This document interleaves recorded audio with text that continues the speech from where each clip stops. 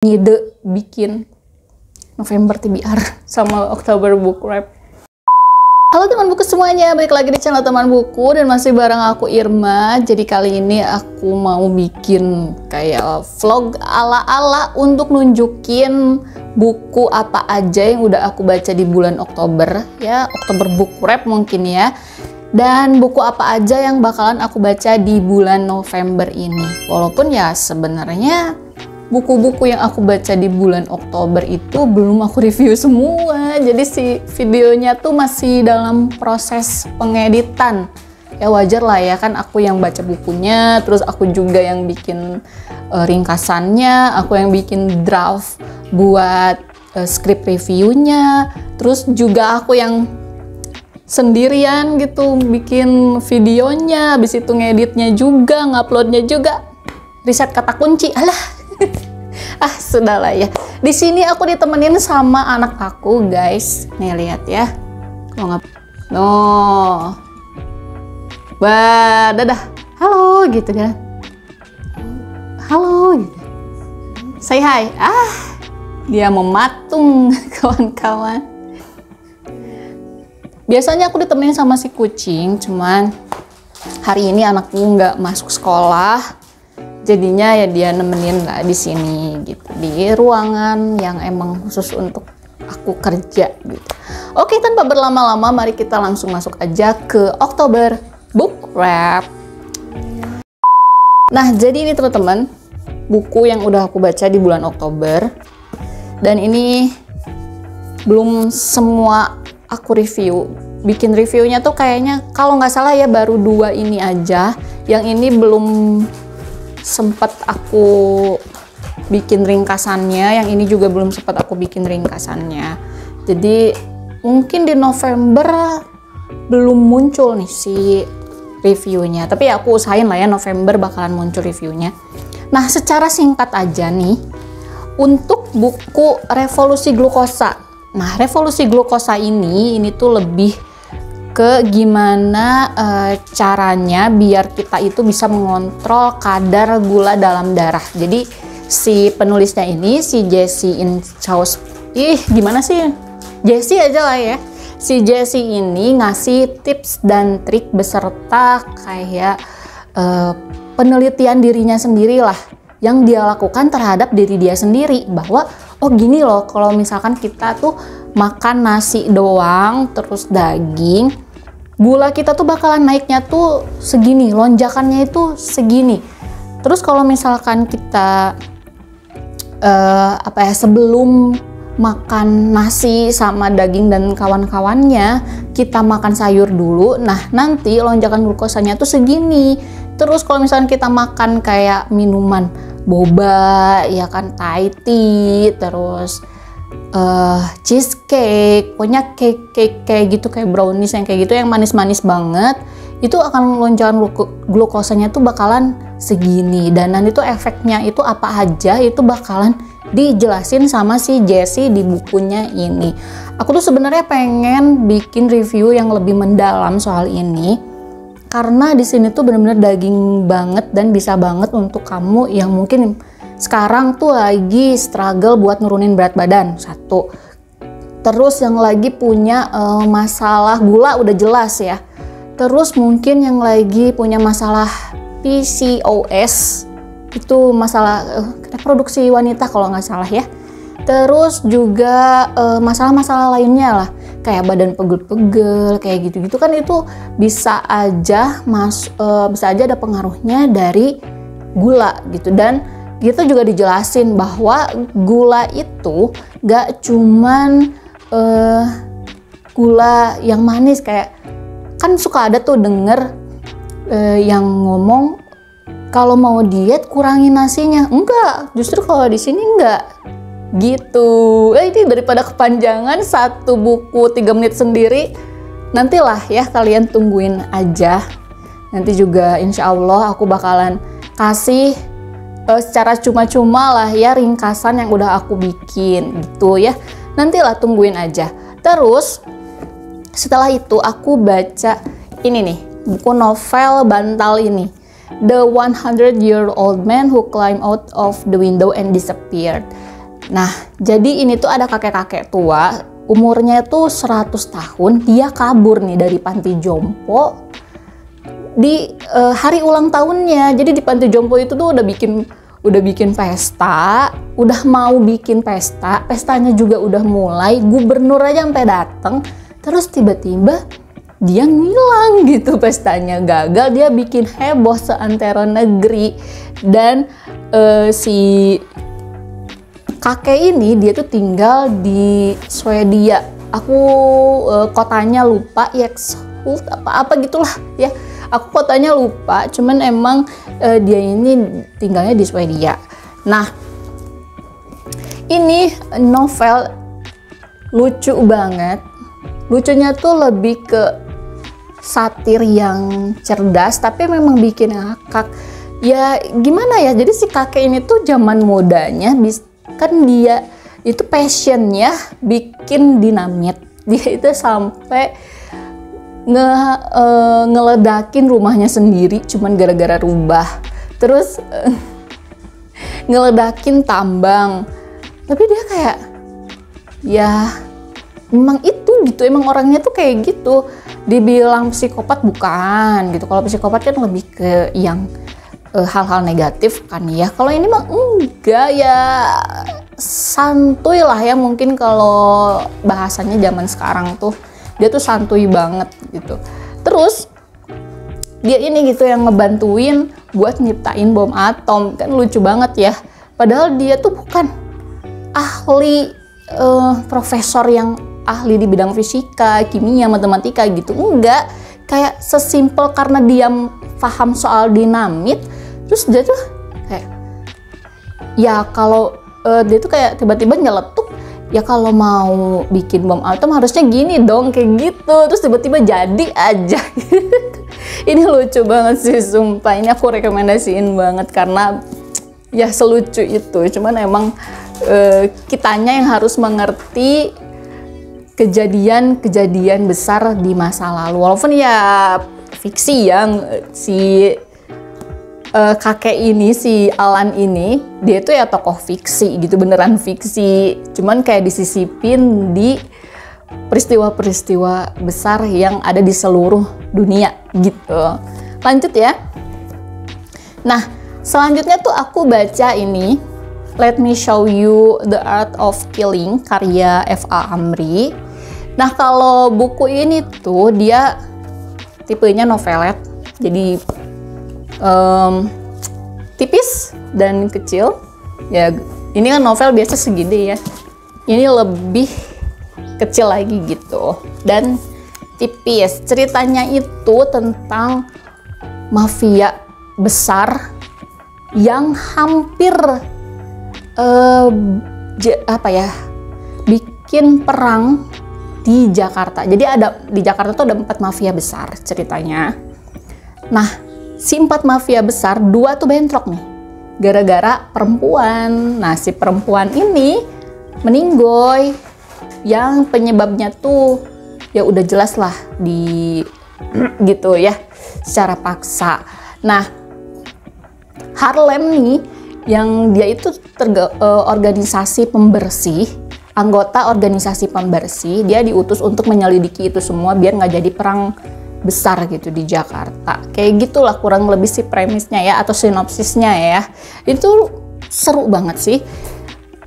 Menurut aku ini seru, cuman ya nantilah ya aku jelasinnya nanti, karena ini kan novelnya tipis, novelet, tipenya novelet. Jadi kalau misalnya aku jelasin sekarang, nanti pas beneran di video reviewnya sendiri, ntar aku ngobrolnya gimana gitu ya, ngomongnya pasti diulang-ulang lagi gitu. Pokoknya intinya ya ini tentang 4 mafia besar Jakarta yang hampir perang.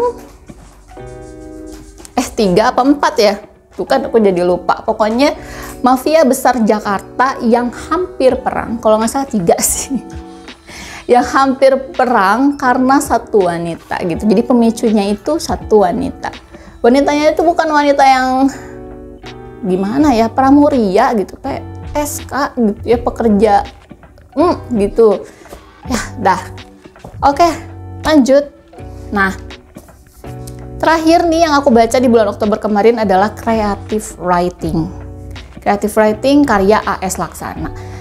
Jadi ceritanya aku beli buku ini tuh karena aku kepengen bikin tulisan sendiri. Jadi aku kepengen bikin novel gitu, iseng-iseng lah ceritanya ya. Tapi karena aku nggak ngerti harus mulai dari mana, pada akhirnya ya udah aku beli dulu deh ini gitu kan ya. Karena ini tuh buku yang direkomendasiin juga sama Raditya Dika. Karena Raditya Dika tuh sempat bilang di podcastnya kalau lo mau gua pertama kali bikin novel itu belajarnya dari satu buku ini aja katanya gitu. Dan memang pas aku baca juga ya komplit beserta contohnya apanya. Nantilah aku bahas lebih lanjut lagi ya soal ini. Nah, jadi itu dia di bulan Oktober ada 4 Revolusi Glukosa, The 100-Year-Old Man Who Climbed Out of the Window and Disappeared, terus Let Me Show You the Art of Killing, sama Creative Writing. Lanjut kita ke November TBR. Di November TBR ini ada sekitar 5 buku. Jadi sebenarnya guys 4 sih harusnya ya, 4 nih ini. Nah, si okultisme ini tuh masuknya di bulan Oktober harusnya, enggak sih, September, cuman kayak mundur akhirnya di Oktober. Ini aku pilih karena sebagai rangkaian dari novel ini. Jadi setelah aku baca The Jakarta Secret, yang mana si The Jakarta Secret ini tuh ngomongnya soal okultisme, Freemason dan lain-lain, kayak aku pilih ini gitu. Tapi ya gak keburu. Oke, kita satu-satu dulu ya. Nah, kebetulan aku lagi pegang ini, jadi aku mau jelasin dulu soal ini. Okultisme di Bandung dulu. Ini tuh buku yang udah aku jelasin tadi tentang okultisme, yaitu kelompok Freemasonry. Okultisme itu memang ada hubungan eratnya sama kelompok Freemason. Nah, kebetulan nih di Hindia Belanda zaman dulu ya Freemason mah berjaya gitu. Banyak loji-lojinya di beberapa kota, di Bandung, di Jakarta apalagi, di Surabaya juga ada. Pokoknya di kota-kota besar itu pasti ada gitu loji-loji Freemason. Nah, di buku yang ini, kalau misalkan yang tadi kan ini novel ya, lebih ke fiksi gitu. Tapi kalau yang ini tuh penelusuran jejak gerakan Teosofi dan Freemasonry di Bandung yang ditulis oleh M. Rizky Wiryawan. Jadi bukan fiksi, ini tuh lebih ke buku sejarah mungkin ya. Tapi sejarahnya konspirasi gitu. Ya gitulah, yang ditelusuri itu jejak-jejaknya. Itu gimana ya jelasinnya? Ya non fiksi lah intinya. Ya, terus lanjut, aku tuh mau baca ini, Andai Sel-Sel Dalam Tubuhmu Berbicara. Ini juga sebenarnya aku pilih karena lanjutan dari ini Revolusi Glukosa tadi. Jadi memang pas terbit kan ini dulu nih, baru ini tuh jadi satu paket gitu loh. Jadi satu paket untuk dibaca buat kamu yang pengen lebih aware sama kesehatan. Kalau ini kan Andai Sel-Sel Dalam Tubuhmu Berbicara itu lebih ke gimana kita bisa lebih aware untuk menangkap sinyal-sinyal yang sel-sel tubuh kita berikan bahwa tubuh kita ini tuh nggak baik-baik aja gitu. Dan ini tuh dijelasin kalau misalkan si sel ini kayak gini, sebenarnya tubuh kamu tuh mengalami begini, kurang lebih kayak gitu. Dan ini disusun oleh Rizaldo. Ini tuh terkenal banget sih tahun lalu ya. Tapi ya aku masih belum sempet baca.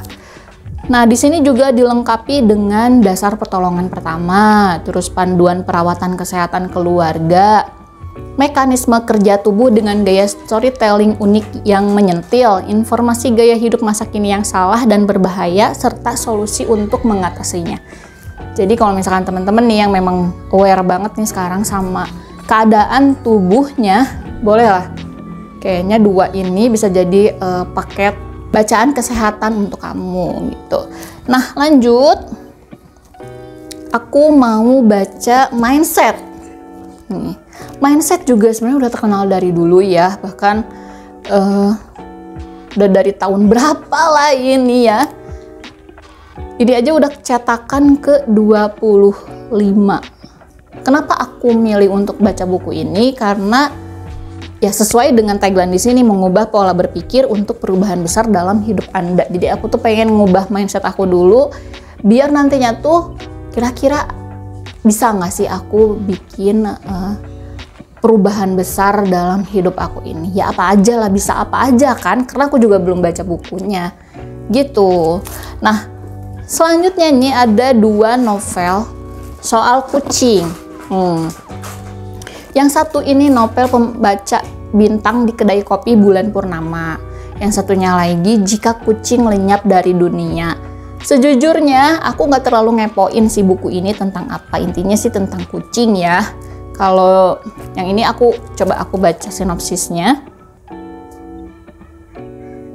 Gak ngerti aku. Pokoknya intinya ini novelnya tentang kucing. Sebenarnya ini udah banyak banget dibahas dan banyak yang bilang juga bagus banget katanya, tapi aku lupa ini isinya tentang apa. Yang ini juga, tapi intinya ya ini novel tentang kucing dan akan aku baca sebagai rangkaian nanti di bulan November. Ya mudah-mudahan aja kebaca semua ya. Oke, jadi itu dulu aja book wrap Oktober dan November TBR aku untuk saat ini. Nah, jadi dari ke berapa ini? 1, 2, 3, 4, 5. Dari kelima buku ini, kira-kira nih teman-teman nih mau tahu lagi. Lebih penasaran buku yang mana nih? Coba tulis di kolom komentar di bawah ya. Nah, kalau teman-teman nih penasaran sama kapan nih reviewnya tayang gitu untuk yang buku-buku yang di Oktober wrap up ya. Di November kayaknya aku usahain sih di November. Kalau untuk yang novel-novel itu sebenarnya udah aku bikin videonya, cuma tinggal diedit aja. Yang belum tuh ya ini 2 ini nanti mungkin menyusul. Dan mudah-mudahan di bulan November gitu ya munculnya. Tapi kalau misalkan memang di November nggak ada, ya tunggu aja di Desember gitu. Karena ya lumayan ngerjain ginian sendirian gitu ya. Oke, thank you banget yang udah nontonin. Dan sampai jumpa di video selanjutnya. Ini video dadakan banget. Tanggal 1 November. Ngide bikin November TBR sama Oktober book wrap. Oke, thank you ya. Bye-bye.